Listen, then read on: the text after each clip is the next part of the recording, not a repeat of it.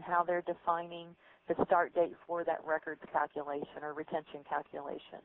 Or it could be the date that the object was created, or the last version date, or the last time it was modified, or the date it was declared a record or checked out, or the status field was updated, or the last date that a version was created. And then for physical objects, again, it could be the physical container to and from date. Once I've defined what that date field is, I can also then define how long I'm going to retain that object. And this screen will look a little bit different if we're doing the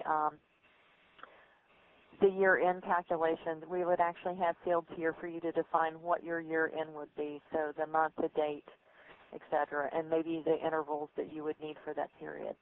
In this case, we're not going to change anything, so we're just going to click Continue. And now we can give you the ability to filter out certain records. So maybe we only want records where the status is equal to terminated if we're doing contracts, or the status date is within a certain date range. So we can use this event conditions to filter out some of those records. In this case, since I'm only retaining them for a month, I don't need to do that. And then the final screen is to define what the default disposition for that object is going to be, or those objects that have met the end of their retention period. So again, these are things that we set up in our system. Most commonly used ones are going to be delete electronic record or to destroy.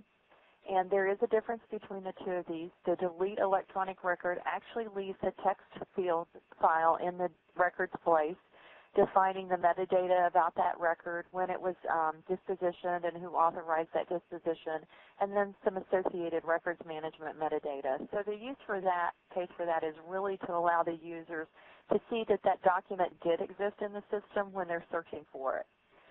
The second method is the destroy, and that basically updates our delete audit trail.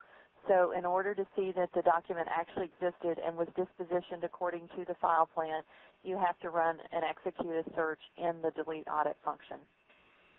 And then given your organization, you may have things like the ability to transfer to a federal records center or an archive, or it could be permanent, so it's not ever going to be deleted. If it's a physical object, maybe we want to shred it.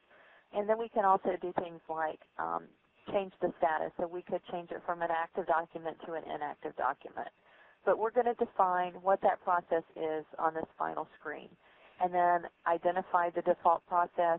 We also have the ability to update the status field to leave a status record in there, again, both either in that text file or in the delete audit trail. So once I've defined this information, I can simply hit, update item or submit if we're creating it for the first time. But since I haven't made any changes today, I'm just simply going to hit the cancel button. So this is, again, a pretty simple RSI.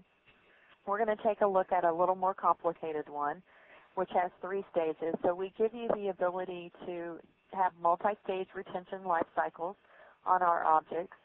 And you can, again, define that by setting up various stages for that. So if we take a look at our life cycle compliance 10 years, we can see that, again, we're doing this on classified objects, but the stage they're in this time is an active stage. Our rule type is the calendar calculation. And we're going to keep for 2 years in the central filing area on a fast disk form. And then after 2 years, we're going to update the status to be inactive. So we're using the record date to do that. We defined the end of the year here, and we're going to have 2 retention years that we're going to retain that. And then the default disposition for that is going to be a status change, and we're going to change it to inactive. Once that object is deemed inactive, then we're going to use a calculated date rule to keep it for 8 years in the record center on a hierarchical storage management system, which, by the way, one of the items that we offer as part of our records management application is what we call intelligent storage management. So you can have a number of storage devices behind your system, and we can actually migrate content between those storage devices based on classifications or rules that you set up for that content. So maybe if it's not been touched for 180 days, I want to move it from the fast disk form to a slower hierarchical storage management system. And again, that's transparent to your end users. They just use our interface to find the document, and they don't really have to see where it's stored. But again, we're going to keep this for 8 years in the Record Center, and then we're going to update the status to expired. And once that status has been updated, we're going to destroy that record. Again, much like in our classification workspace, from the RSI screen, we have the ability to see all those objects in our content repository that have this associated RSI with it. So as you can see, I have a number of emails. I use emails a lot for my 1-month example. And it tells me that it has about 228 items here. So we can also define how we want this paginated. You can do it for 25 fields, 50 fields, or 50 documents or records, 100. And then we allow you to navigate between those pages. And you'll notice at the bottom it tells me that there's about 12 pages that I can look through here. So we're not going to go through all 12 pages at this point. We're going to go back and talk about search a little bit, but also dispositioning. So at the top of every screen, we do have a search bar available, and it's a very easy, simple full-text search from here, as well as the ability to go to an advanced search screen. But with our latest version, we've actually added in the ability to send results of a search to a disposition search. So I want to show that quickly before we go into our disposition searches. So I simply searched on the keyword Thomas. It tells me that it found about 309 documents, and I've sorted it by date.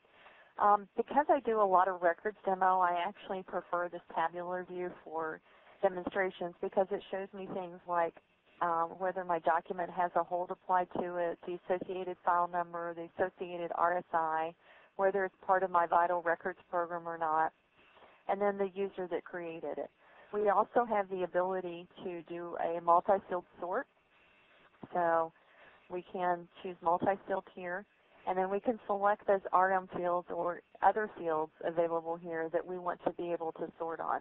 So simply by clicking my drop-down, I can say I want it sorted first by date and then by RM file number. And now when I click my sort button, it's going to resort for me. So when the screen updates, we'll see that it's been sorted.